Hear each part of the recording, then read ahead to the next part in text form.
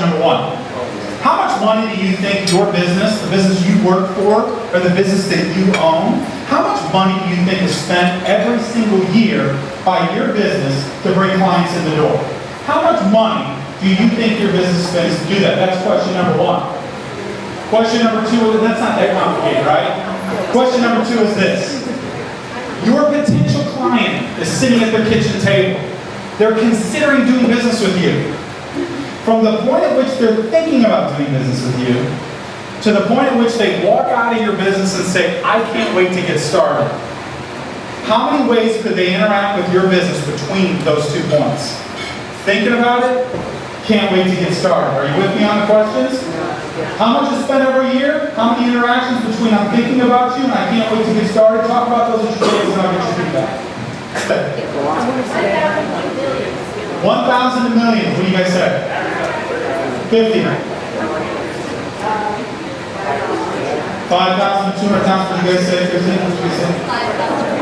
5,000 to a million. 700,000. Okay. Here's the thing, ladies and gentlemen. I will guarantee you that even if you set a high number, you're not even really close to what the real number is. Let me give you an example. Let's say that we are just getting back from a symposium, a marketing symposium at one of the local universities. The first person up was an expert on the internet. Here's what they said. If you plan on doing business over the next 8 to 10 years and you don't have a strong web presence, you are in really big trouble. Doesn't matter what you do. You can sell bananas. You can sell ice cream. It doesn't matter. If you don't have a strong web presence in the next 8 to 10 years, you're in trouble. Here's why. According to research, when somebody decides to buy something today, 80+% of people will go where first before they make the decision? The internet. So the expert says you better be there. And I better be able to find you. What does that mean? It means your site better be search engine optimized and have really simple syndication and all those other things that gets people to find you. Here's why. Do you know how many pages deep will go on a search when we go to the internet, according to research? Less than 2 pages, typically page 1. 60%, according to Google, 60% of all clicks on a search come on the first 6 spots on page 1. Now, you say, Gary, I'm search engine optimized and I'm number 5 on the page. I'm good, all right? I'm good. I'm good. Maybe. How many of you control the metadata tag description underneath your name? The what? The metadata tag description under your name. You can go to Google tomorrow and say, I want the sentence or 2 underneath my name on a search to say this. Back to your team, you say, you know what? We've got to work on our website. It's good, but we got to make it better. It's got to be better.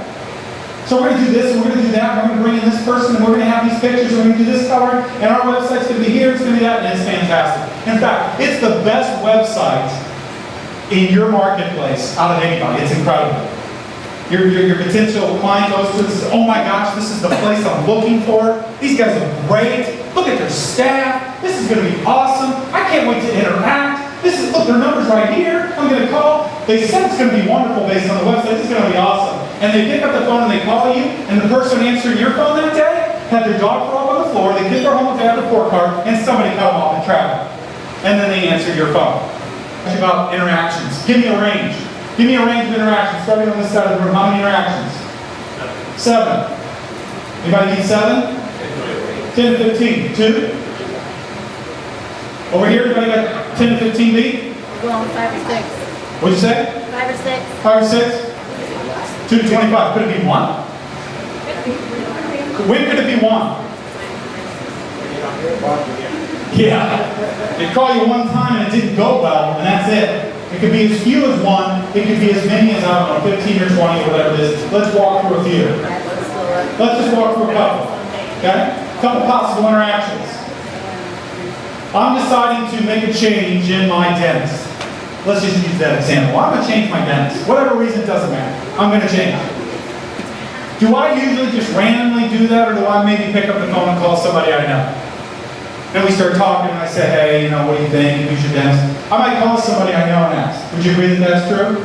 That could be an interaction. But I don't know anybody who has a dentist. None of my friends have teeth. So we don't know anybody. So I go to the internet. You're on page 1. You get the 7-second test passed with your metadata description. The 4. I pick up the phone and I call you. 5. How much time, by the way, how many of you have somebody answer the phone? A person. Good. Is it important? How many of you have a system, I'm not picking, I'm asking, and when you hit 0, it hangs up on you? Have you guys ever called one of those numbers? What are you trying to get to with the 0? Give me somebody, man. What talks about it? Dude, I'm sorry. It clicks on you. We're calling AT&T. That's an interaction. When I get to somebody, how much time it takes between when that person takes my call and when they engage me. Ladies and gentlemen, please hear me. I bet I could ask you right now in your business, how many people called your business last month or walked into your business last month asking about a service you provide and you can't tell me the number.